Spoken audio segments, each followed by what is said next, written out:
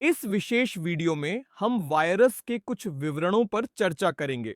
अब वायरस का अर्थ है विष या जहरीला द्रव। यहां हम तीन महत्वपूर्ण वैज्ञानिकों के बारे में बात करेंगे। पहले हैं इवानोवित्स्की, दूसरे हैं बेजेरिंग और तीसरे हैं स्टैनली।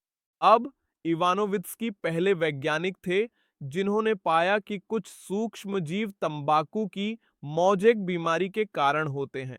अब जो सूक्ष्मजीव इस विशेष बीमारी का कारण बन रहे थे वे बैक्टीरिया से भी छोटे थे, क्योंकि वहां बैक्टीरिया रोधी फिल्टर थे और ये कारणी सूक्ष्म जीव उन बैक्टीरिया रोधी फिल्टरों से भी गुजर गए। इसका मतलब है कि इनका आकार बैक्टीरिया से भी छोटा था।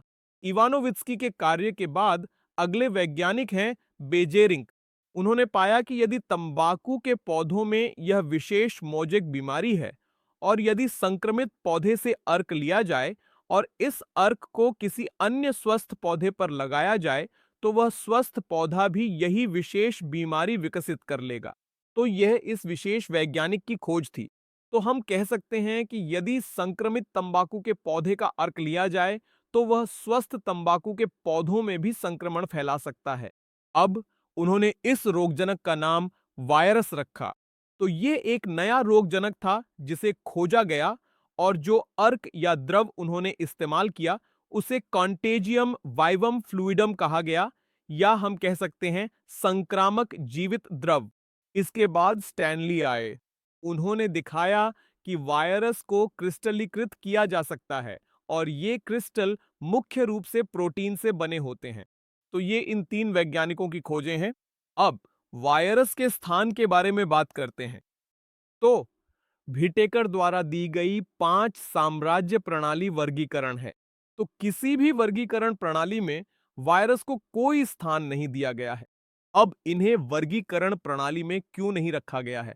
क्योंकि इन्हें वास्तव में जीवित नहीं माना जाता है। असल में जब एक वायरस किसी जीवित कोशिका में प्रवेश करता है तभी वह जीवित हो जाता है। लेकिन जैसे ही यह जीवित कोशिका के बाहर होता है यह एक निर्जीव या निष्क्रिय संरचना के रूप में मौजूद रहता है और इसी कारण हम इन्हें गैर कोशिकीय या अकोशिकीय जीव कहते हैं। सदस्य वायरस ये अनिवार्य परजीवी होते हैं, यानी ये केवल होस्ट में ही मौजूद रहेंगे, यानी जीवित कोशिका में। एक बार जब हम इन्हें जीवित होस्ट से बाहर निकाल लेते हैं तो ये निष्क्रिय हो जाते हैं और इसी कारण हम कहते हैं कि ये अनिवार्य परजीवी है। वायरस की क्रियाविधि के बारे में बात करते हैं। अब जैसे ही एक वायरस जीवित कोशिका में प्रवेश करता है उसके बाद यह होस्ट कोशिका की मशीनरी को अपने नियंत्रण में ले लेता है और खुद की प्रतिकृति या वृद्धि करता है और अंत में होस्ट कोशिका मर जाती है। वायरस जानवरों के साथ साथ पौधों में भी कई बीमारियों के लिए जिम्मेदार होते हैं। हम कुछ महत्वपूर्ण बीमारियों पर नजर डालते हैं। तो mumps, influenza, smallpox, AIDS और हर्पीज ये कुछ सामान्य बीमारियां हैं जो जानवरों में वायरस के कारण होती हैं।